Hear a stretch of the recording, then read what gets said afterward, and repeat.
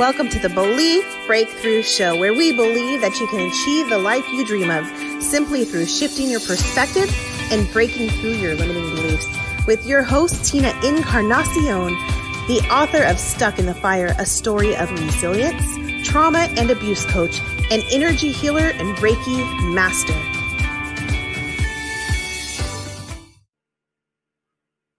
Hello, everybody. Thank you for tuning in to another amazing episode of the Belief Breakthrough Show. My name is Tina Encarnacion, and I am your host. Today, we have the amazing opportunity to speak with Sofia. She is a motivational speaker. She is a singer. She is a transformational coach, and she has gone through quite a bit in her life. It is quite a story to tell, and I'm so excited to hear it and just learn from her and her experiences today as we go on this episode. Sofia, can you please tell me a little bit about yourself, how you became who you are today, and why you are so passionate about helping those around you? Yes. Well, first of all, I'm born in Bangladesh, and when I was 3 years old, they put me on an airplane without my parents. So I was flying over the half globe, and on the airplane, I got my parents in Sweden. They shared that on the airplane, when the attendants tell everyone to sit down in the seat, I was keep standing in my seat. So that's one of my leading, how you say in English, but words for myself. I stand up for myself. I follow my passion and I listen to my voice. So, and then after that, I moved to Sweden to adopted parents, and in a local country, like a village, small area. And unfortunately, or many people, I grew up in a dysfunctional family, and my parents and my mother especially, she didn't give me support, and there were happening many emotional abuse and traumas that started quite early, and then it was starting this different negative beliefs. We talk about mindset and different things. I'm not good enough, or what's wrong with me, or why it's so much problem all the time. But I didn't think about it so much. But in a way, I know when I was young, at that age, maybe only 7 or something, my mother, she came into my room and she was always screaming when I went to bed. And there, like you said also, I got quiet and I had difficult to sleep, and it was starting anxiety, different things. But I didn't know how much it started to affect my life. But after some years, I went to the US as an exchange student to Texas, and then it was opening a big part of me that life is bigger than small Sweden, and nice to meet other people. And then I started to become a nurse, and I've been working in the healthcare industry for 25 years. So I've been listening to people's common problem. I hear most and seen many things. So I've seen, like people are sick, unmotivated, they have headache, pain in the back, shoulder, everything, stomach problems, everything. But then it's the second problem that people have anxiety, emotional problem. So I heard many of these. But then after years working in the healthcare, I also become burned out myself. So I got difficult to sleep, anxiety, and I had difficult to focus. And when I went to the healthcare clinic, the doctor, they put me on sick leaves. I stayed home and be sick, but they didn't give me any specific advice or how can I be healthy again. No, they didn't. I was just sick and didn't help me at all. So then I asked if I could go to a private health center, like a alternative well-being center. And I went there for 2 weeks. It helped me a little. I tried eating better, alternative therapy like massage or other types of therapy. It helped me a little, but then I came back to my home and to my old habits. And then I go back to my old problems, and it was just the small solving things. But no, there I still having the problem. And then I started to dig deeper in healthcare, personal development. How can I solve my problem, or how can it cannot be like this difficult all the time? And then I went to India. I was doing studying how meditation can help you, other different technique, how you can feel better. And then I went to Tony Robbins leadership, health course, and business development. I also wanted to find my own passion, so I became a passion test coach. And I love dancing, so I became a Zumba instructor. It was like I was trying to try different things, how to help to come closer to myself.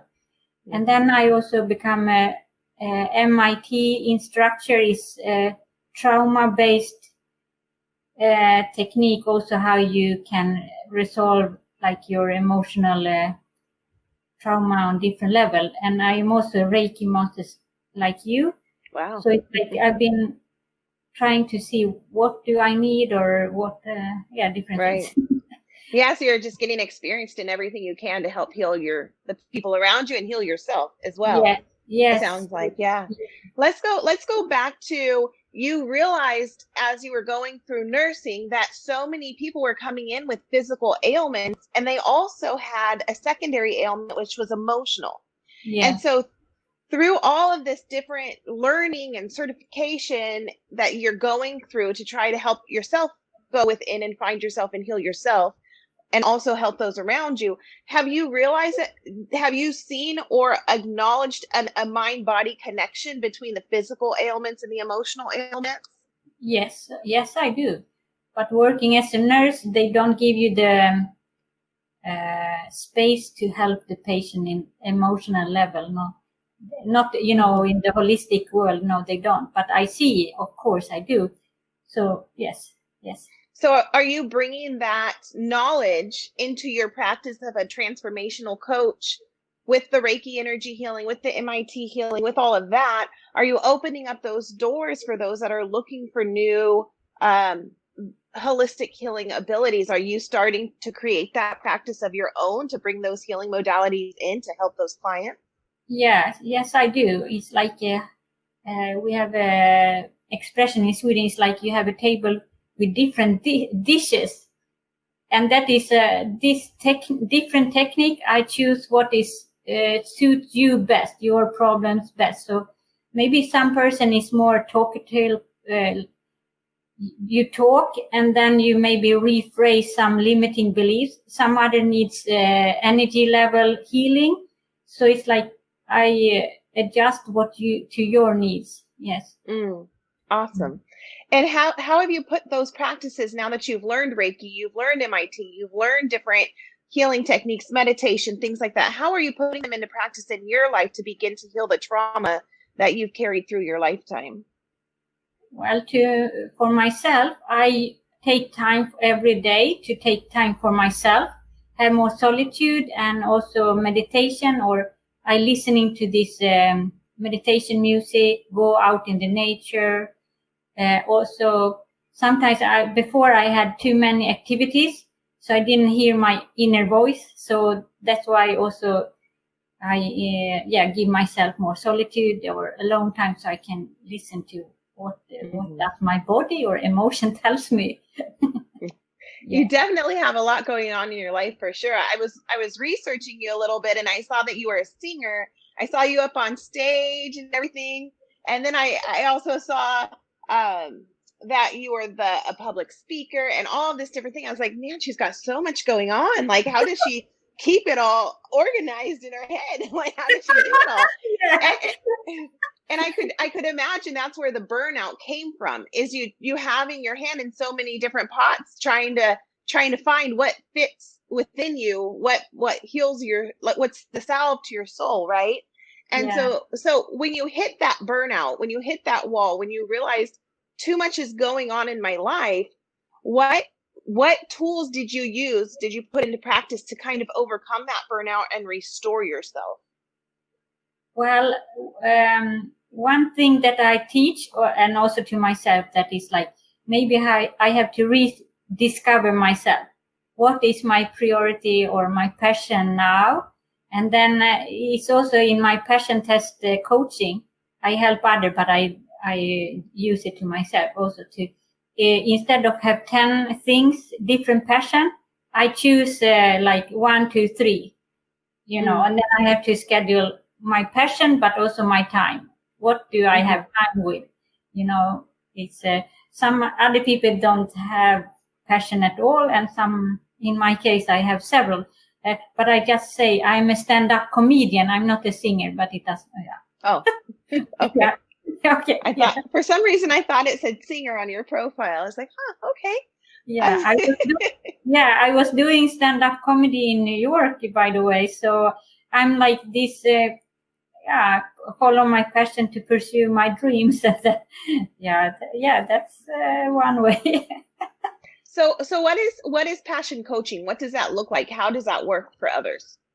Well, it's like this. Usually you do some meditation and different activities, but it's first you follow a transcript. It's like different questions, and it's intellectual. You can list from 1 to 10 different interests or passion that you think you have. Maybe you don't find 10, maybe you find 3, then you have to at least discover 5. And if you have 10 or 15, then this coaching is helping you to reduce from 10 to 5. And then through different question, it's like intellectual, and then go beyond to your unconscious and to your emotion. It's like, it's little like healing, but it's also like, you can ask your mind, it's saying one thing, but that is also programmed through different things in your life. But then it's going beyond to go in touch with your feelings. Then it's closing your eyes. And then it's also like meditation. I help you to guide you inside. So it's like intellectual, emotion, and then get in touch with your heart or your soul, that's the difference. Because some people, I can also say, my mind is saying, it should be good. I should be doing this and this and this. But what do I really feel here from within myself? That is a different thing. Okay. So it starts with meditation and then you answer questions, or it's just answering questions? Well, usually you can answer the question immediately, but if you have difficulty to get the answer from yourself, then you need to slow down and do a meditation. So it's like, it's 3 levels. You can answer the question, and if you have difficulty to find your passions, that can happen. Or if you have too many, you also need to meditation to slow down, to feel what is it, what is the answering coming from, what source? Is it from your mind or ego, or is it coming from your heart and soul? That's the difference. Got it. Okay. Got it. Yeah. So you also mentioned when you got adopted that your mother was not very supportive of you, and she planted seeds of self-doubt, not being enough, which could have potentially fed to that depression and anxiety that you were struggling with. How have you addressed the seed of those programming of not being enough, not being worthy enough, of trying to find your place in life from your anxiety and depression? Are they connected? I don't know if I understood you right. You mean how how I could see it in the everyday life? No. So you mentioned that when you were a child, when you were adopted, your adoptive mother was not supportive of you. Yeah. And that she planted seeds of not being enough, of not having a place, right? Yeah. And so do you think that your anxiety and depression that came up in your adult time could be connected to those seeds that were planted? And if so, how did you address it? How did you overcome those feelings? Well, first of all, for years, I didn't see the connection, but I could see the result in my work or relationship. Like also, I've done many courses to be good enough. I want to be perfect or very good. Like I do one course, I'll be good and be good, the good girl. And so that is a pattern. I've been doing many things. So now it's more like, okay, I see. Maybe I didn't say that, but I also like, I had a bad relationship with men, or, I can see the connection from my early childhood that I'm more the codependency or empath person. So it becomes, I've been in a narcissistic relationship, with the boyfriend also. So it's more, I see a different pattern in my work life and in my relationship life. And after a while, I couldn't really get out of the pattern. So then I was looking into this. So I was also going to this coaching myself to in this healing, Reiki healing, but also this MIT practitioner instruction. So there I've been getting the healing myself to be aware of my pattern or learn from it and heal or reduce the amount. It took so much time and space. Now it's more like I'm more aware, and it's not that dramatic and not so many times that it's happening. It's not so, you understand? It's less, not as powerful. Yeah, it's not so powerful. Yes. So I feel it. It's more.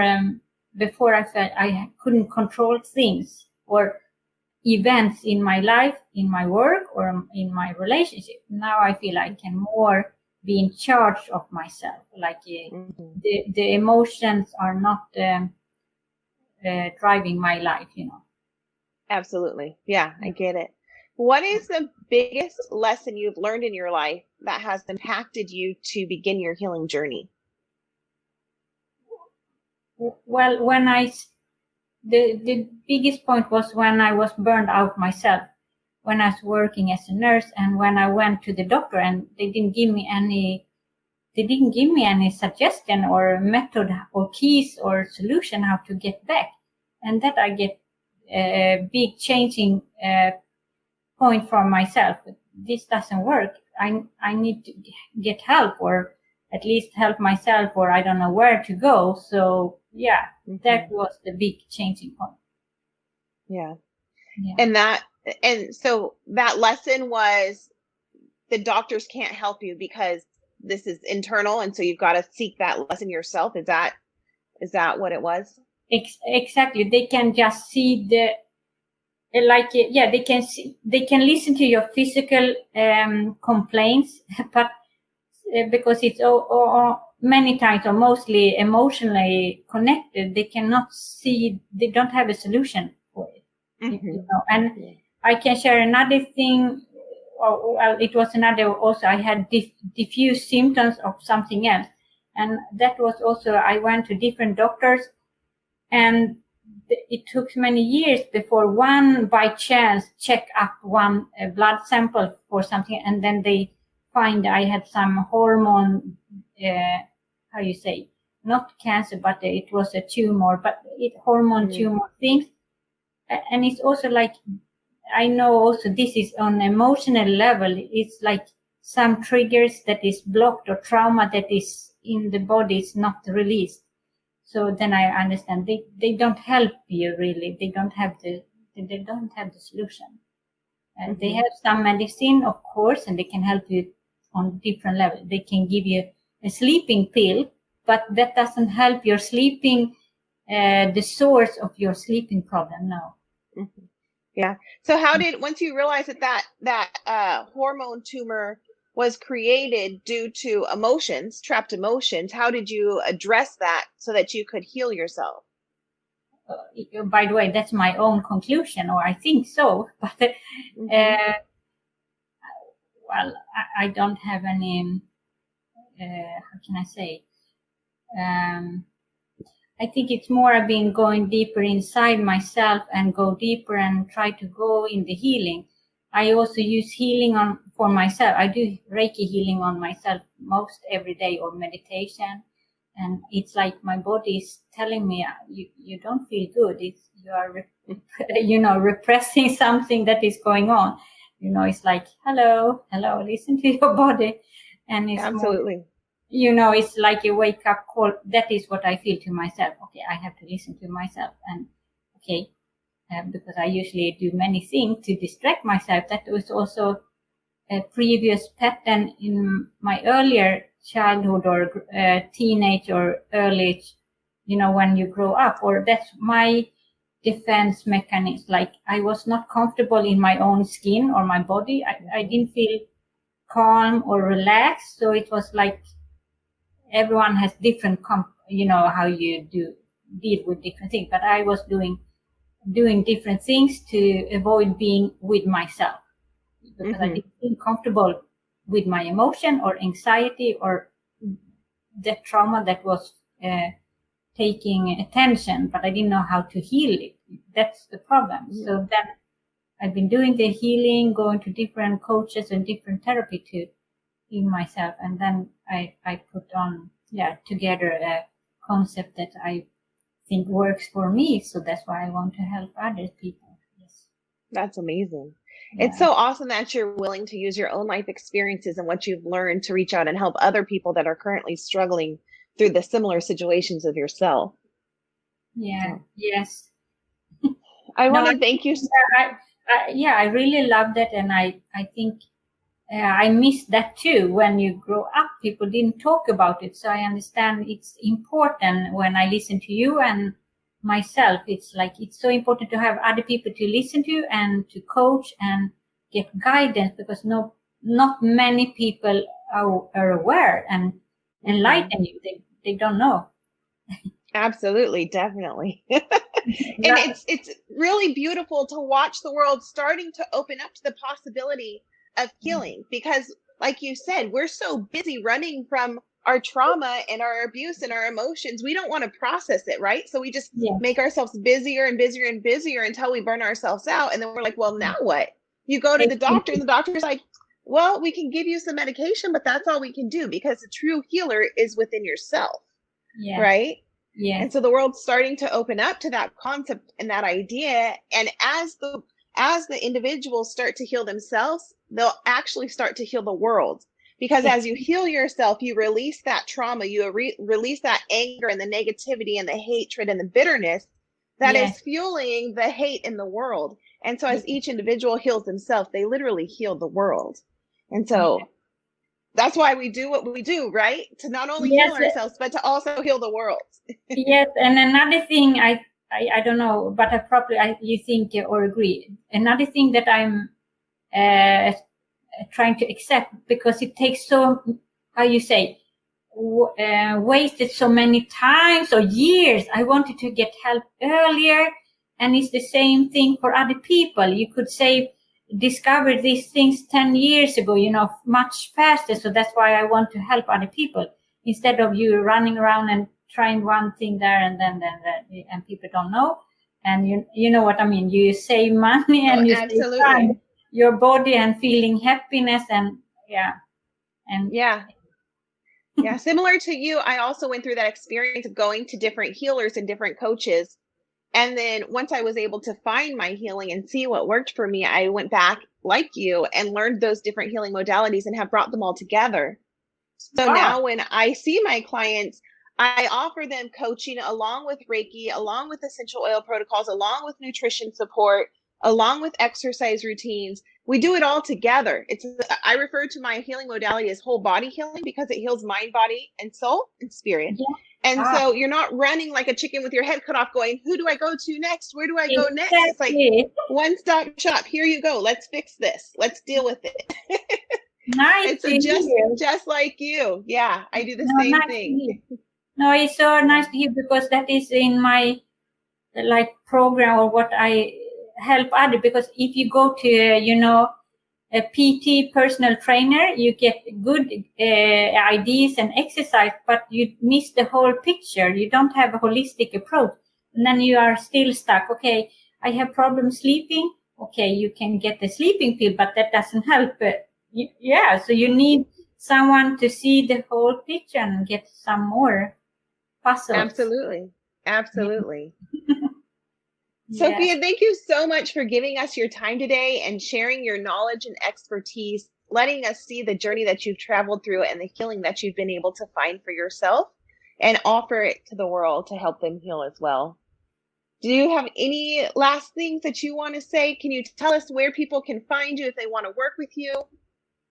Well, I can share that it's important to listen to your body and your emotion, and to be kind to yourself and love yourself where you are right now, because it takes time and patience, and you need some support sometimes, and sometimes it's good to listen to yourself.